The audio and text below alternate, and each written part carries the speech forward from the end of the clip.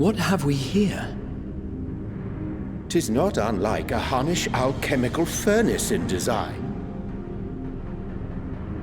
Well, there is one way we might find out.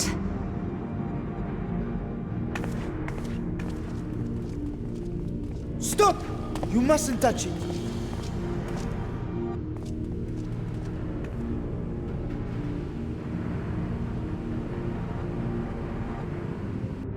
Vrta! Oh, my apologies. Should I continue calling you Varshan? You may address me as you wish. My nature is no longer a secret. Still, this is not a setting I imagined for our reunion. Surely you've not entered these ruins as common looters. Would that we could deny your accusations, but I fear you're not far from the truth. Great Vrta, might we beseech thee to explain the nature of this strange contrivance?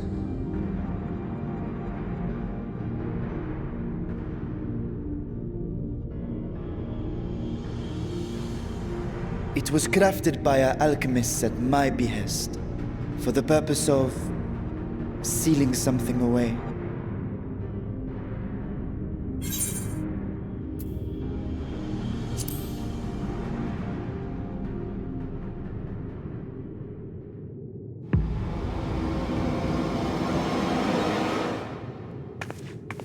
You and I will speak later.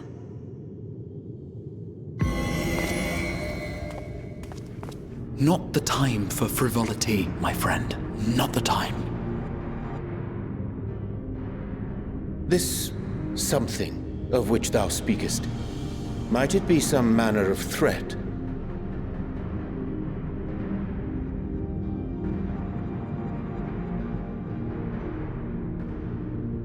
Perhaps I should simply show you.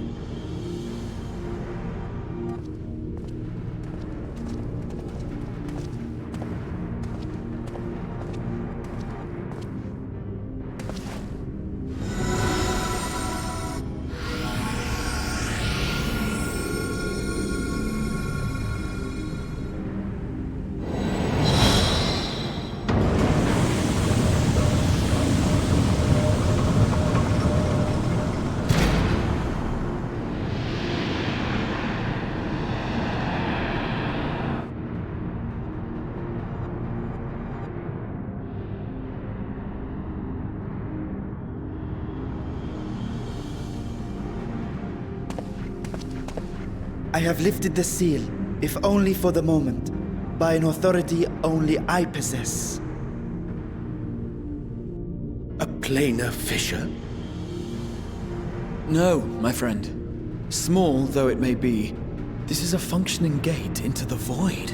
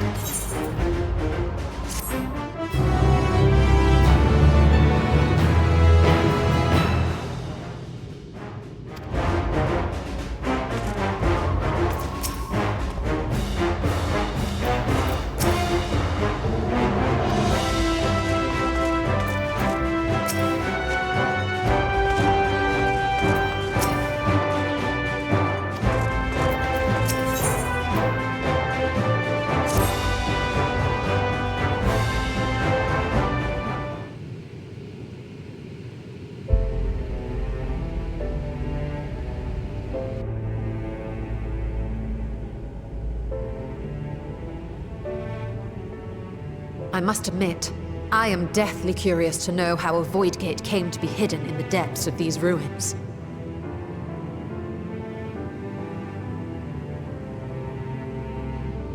To tell that tale, we must first peer far to the south, and even further into memory.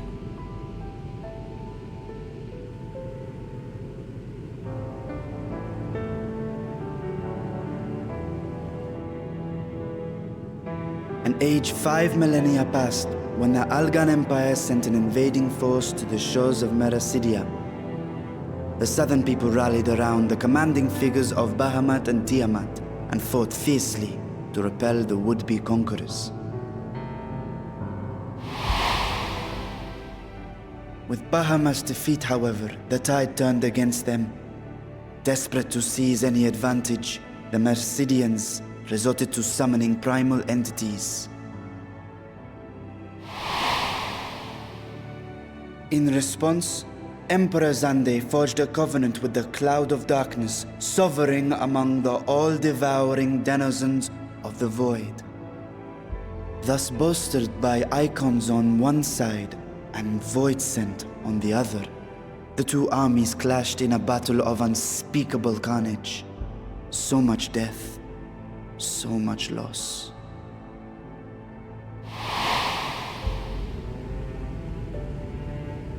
I consider myself well versed in that period of history, yet you speak as one who witnessed it happen. Indeed, I did. I heard Tiamat's roar of defiance and sped toward that war-torn land.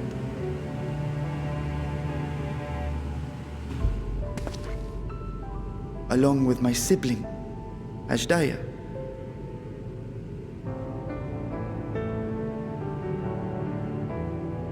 We dragons are not male or female as men are wont to classify, but elder sister is the closest a mortal tongue can come to describing what she meant to me. I was the last of our brood to hatch, and Ashdaya cared for me where my sire could not. Thus I was with her when Tiamat roared. I was with her when she journeyed south, and I was with her when she fought against the Voidsent hordes.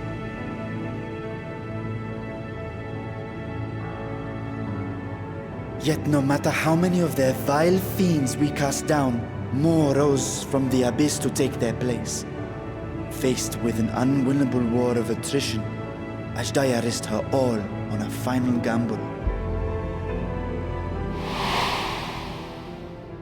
She plunged through the Void Gate itself to strike at the root of their strength.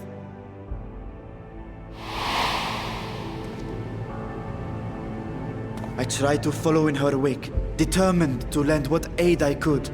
But even as I came upon Allag's glittering tower, I saw the rift close behind her.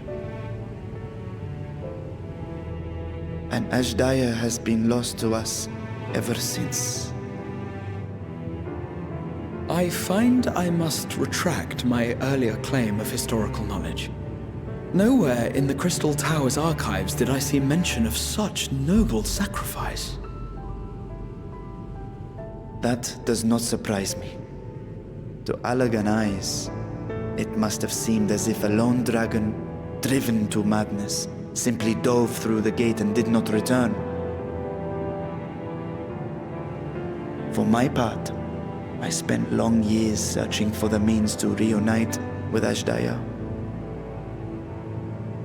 Until I could search no more. Until Allag was dust, and the art to open a void gate large enough to accommodate a dragon forever lost. Yet you have the beginnings of a gate right here, under the control of a harnessed device. My discovery came before Alzaadal was founded. Though I scoured the lands for a method to cross the rift, it was beneath the sea that I chanced to find a natural planar fissure. It was, however, far too narrow to admit a worm's bulk. Only after our city rose upon the rock, and I could enlist the aid of our talented alchemists, did matters take a favorable turn. Their dedication was beyond reproach. Tirelessly, they worked to expand the fissure, and after decades of toil, it finally grew to a size that a child might pass through.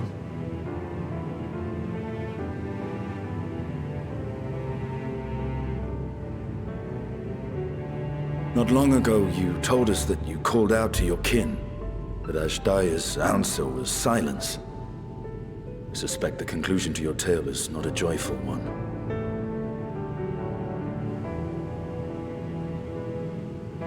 With hope in my heart, I used the simulacrum to cross the threshold. But no, I did not find her.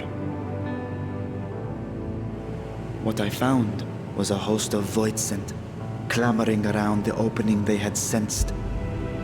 'Twas but a moment, but enough. I had no choice but to retreat and allow the portal to contract once more. The gate was a threat to your people. You had to decide between endangering Alzaadal and abandoning your sister. And you chose the latter. 'Twas not that thy sibling scorned thy call.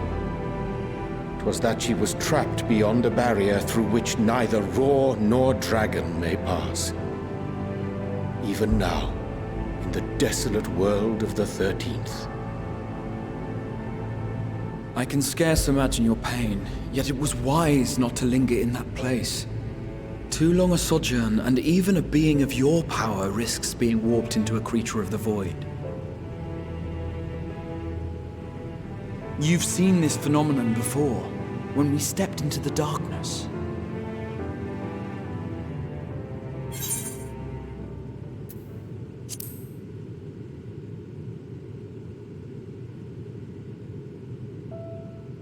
Turned purple? Well, yes. His wounds had allowed the void's corruption to enter his body and twist his ether. Had it been allowed to progress much longer, I presume he would have been fully transformed. Then there is little hope for Azdaya. Ah, no. I hadn't meant to. I speak only of possibilities.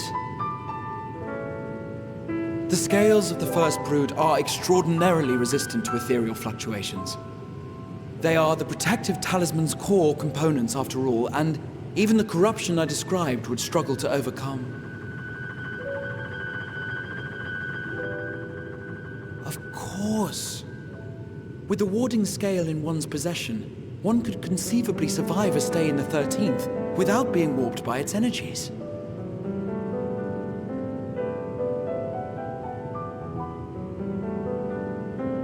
Be that as it may, it is too late to rescue my sister. 5,000 years too late.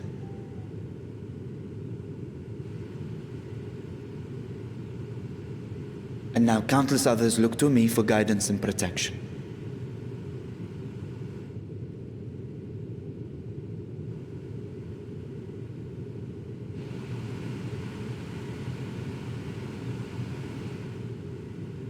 So when I sensed intruders in the ruins, I came only to ensure that the gate remained closed. That, and to secure the treasure, of course.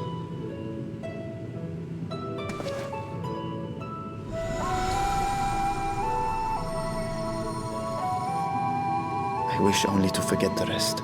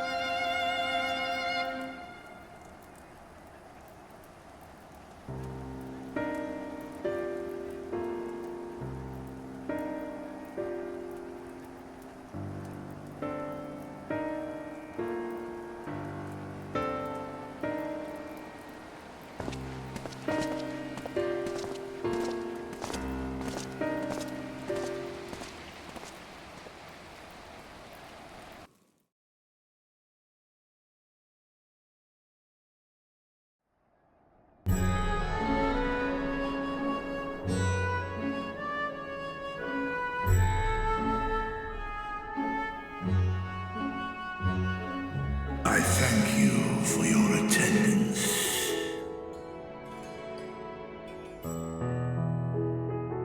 The riches the Radiant Host have retrieved were hoarded in Alzaadal's name. A fortune I set aside for a future day of need. And lo, that day hath come. Made aid our wounded city in reclaiming its vibrancy and vigor. In better times, I would leave such a task to our capable Allagan. God's rest his soul. Finding myself bereft of his counsel in the here and now, I will assume the responsibilities of mine office directly. Firstly, the treasure shall be sold for more convenient currency. Thence, invested into the trading port of Yedlamad. Our merchants must have their operations restored, their ships rebuilt. Commerce must flow once more. None were spared the tragedy of the final days. Of this, I am well aware. But an absence was created by the loss of Alzaadal's consortium. And by filling it, we provide new means for our fishermen, our artisans, and others to bring their wares to distant markets.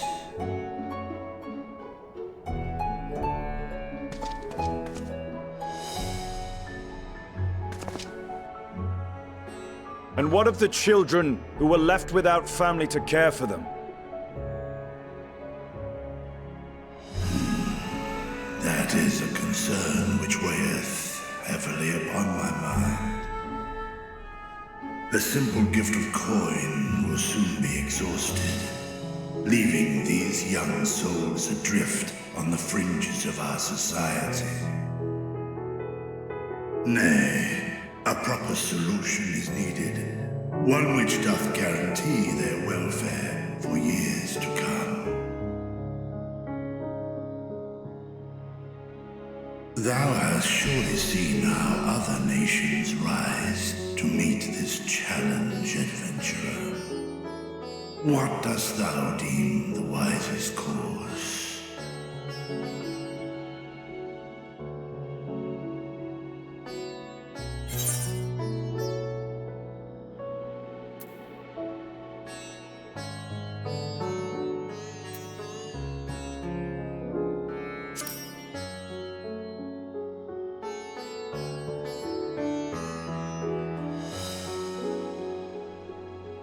I see.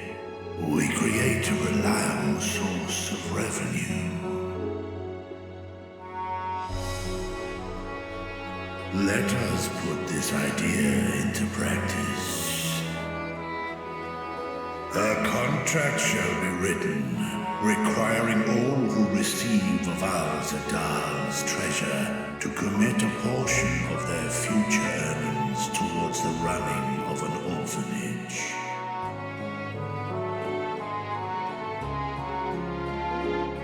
Now, such an influential policy is deserving of a worthy name.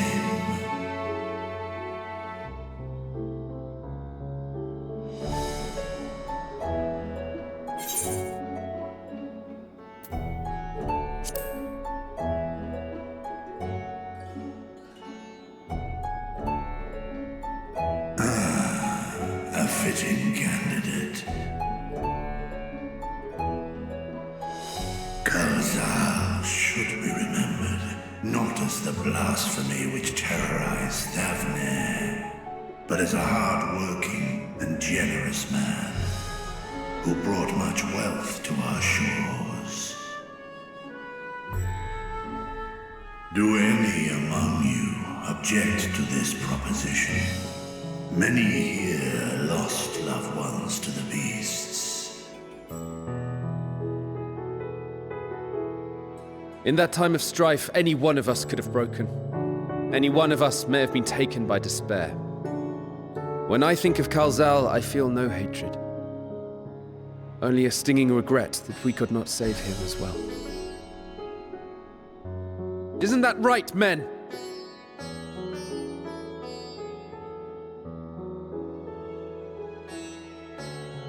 This bodes well for that boy. Mirad, was it? Perhaps he can cut ties with that shady peddler.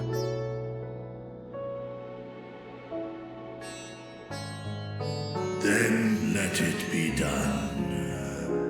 Henceforth, this initiative shall be known as the Alzaadal Foundation. Nabdeen, thou art to assemble a patrol and ensure that no child in this city liveth in squalor.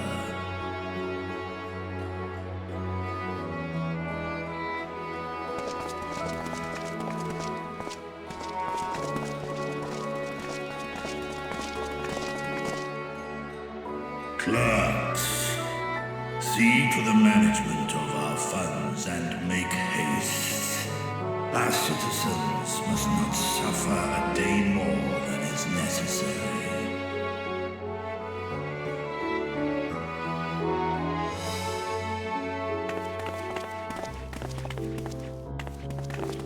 Dragon and man, side by side in pursuit of a brighter morrow. Reminded of Ishgard.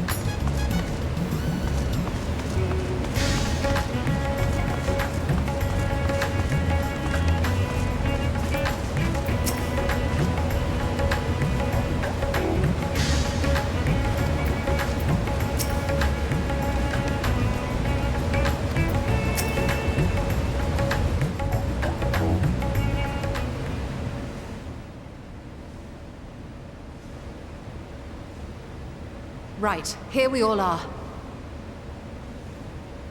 You discovered something new. I took a closer look at that device. I was able to determine how it keeps the Void Gate sealed, but not how it might instead be employed to expand the opening. For that, I would need to reference the technique developed by Vrtra's alchemists, no records of which appear to have survived the intervening years.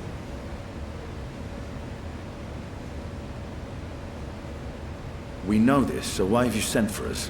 Have you learned aught of value or not?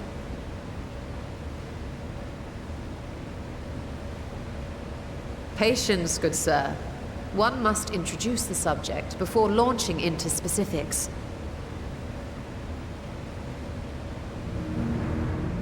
From what we understand, travel between worlds is accomplished by passing through the nebulous rift which exists between them.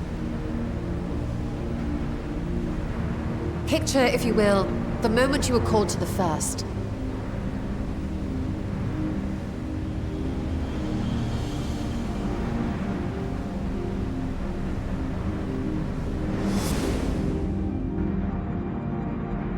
You touched a focus of some kind to help the Exarch pinpoint your location. His summoning spell then channeled the energies of the Crystal Tower to begin your journey to his world.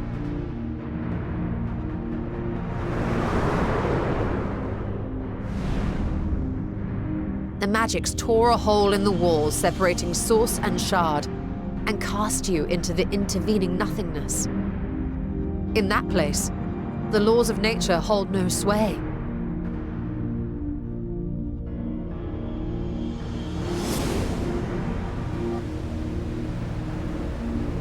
Yet even through this realm of temporal and spatial instability, you were borne safely to your destination in the first. The feat that guided you across such an unimaginable distance, both physical and metaphorical, was nothing short of a miracle.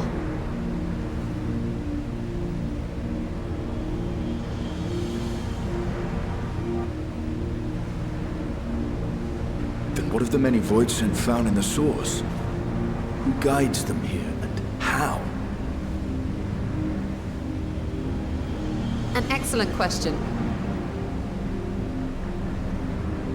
Though there are several methods by which the Void's denizens might intrude upon our world, the rituals of summoning are the most typical.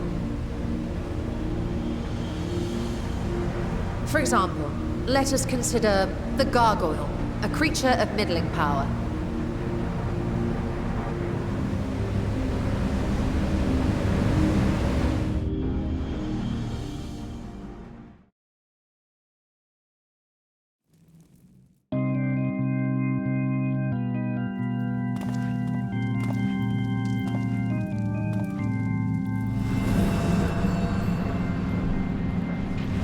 To call upon such an entity, the prospective summoner must force open a Void Gate.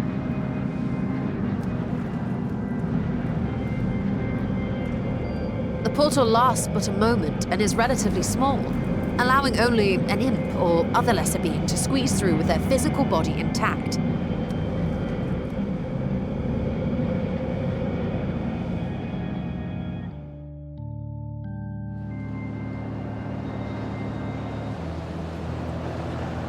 Our more powerful gargoyle, however, is too large for that. Creating a gate big enough for him would require vast amounts of energy, far beyond the reserves of any one mortal practitioner.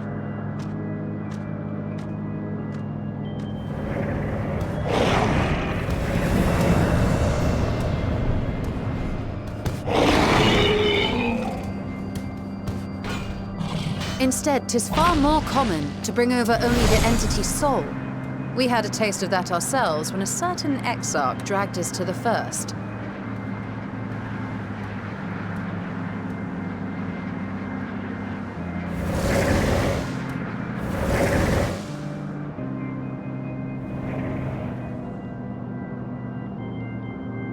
And just as our bodies remained in our world, the Voidsent's physical form is left behind in the 13th.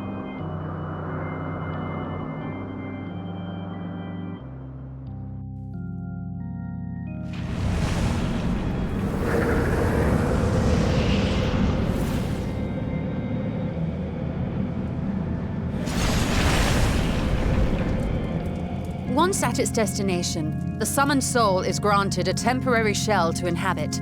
In the gargoyle's case, a stone effigy has proven a suitable vessel.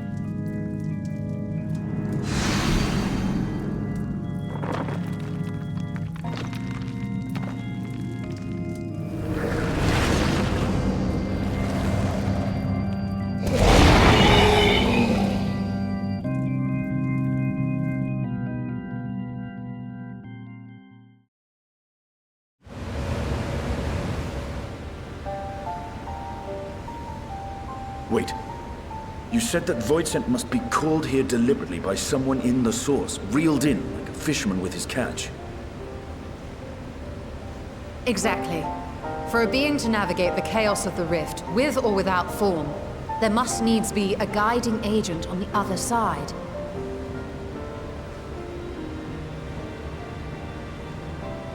When the hordes poured forth from Allag's Great Gate, it was the technologists who drew them through. Though to my knowledge, planar fissures are in essence natural passages between our world and the void, which require no such guidance to traverse. Why is only the boundary between the source and the 13th so fragile? So much so that it often tears open of its own accord. I believe solving that mystery is key to understanding travel between the source and its reflections. And how do you intend to get your answers? No. The danger is too great.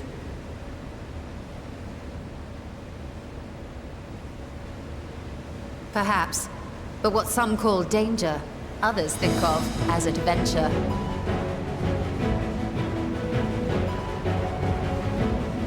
Were you not listening to my tale?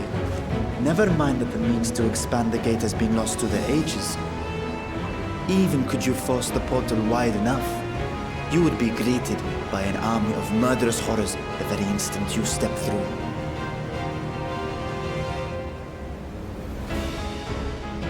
I assure you I was most attentive. And I agree that to go alone would be certain death. But if I were to bring along one who has already braved the 13th and humbled the cloud of darkness, well, I imagine my chances would be much improved.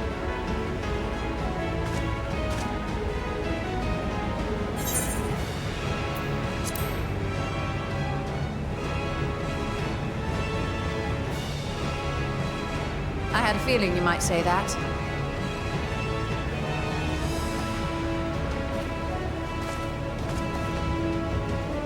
Once again, I put my life in your ever-reliable hands.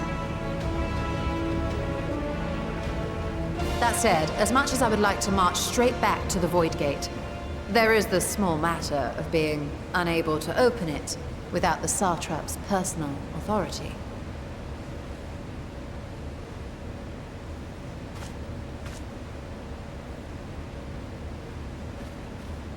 As I've said before, I will grant you and yours any boon you choose to name, provided it does not endanger my people. You have my word that we will take every precaution. Not a single Voidsent will be allowed to threaten Alzaadal, assuming we manage to expand the portal in the first place. You have a plan. Actually, I had hoped you might help us with that. I presume the alchemists you retained supplied you with some explanation of their methodology. That they did. House Daimir was overseeing the project. Daimir. Ah, yes. The family associated with the great work.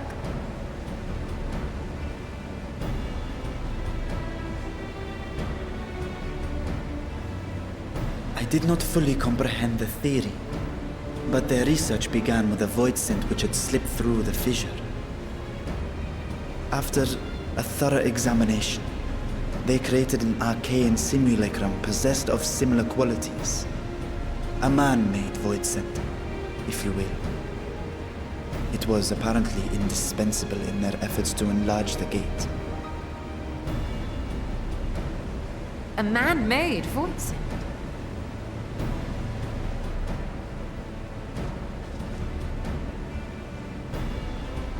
Yes. Being great admirers of the Archons, House Daemir submitted detailed notes to Charlene's official committee. They expected praise and accolades for their simulacrum, and were thus devastated to be informed that their work had been classified as prohibited material. If that's true, then those notes might still be stored in a forbidden archive somewhere. Not Google, of course, since that library had yet to be built. Which leaves us with...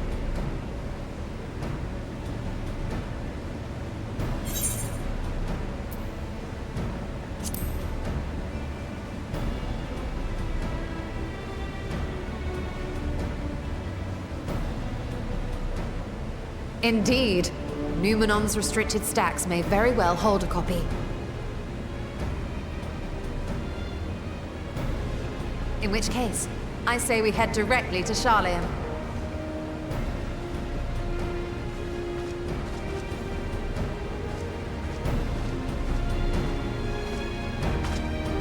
Unless you anticipate needing help to reach the high shelves, I see myself being of little use. Go on ahead. I still need to find Mirad and tell him about the Alzaadal Foundation.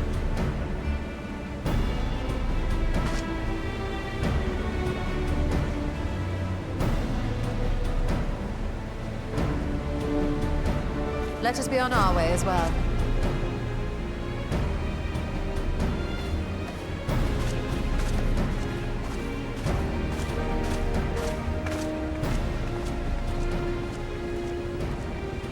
They are resolved to venture into the void. Do I sit idly by?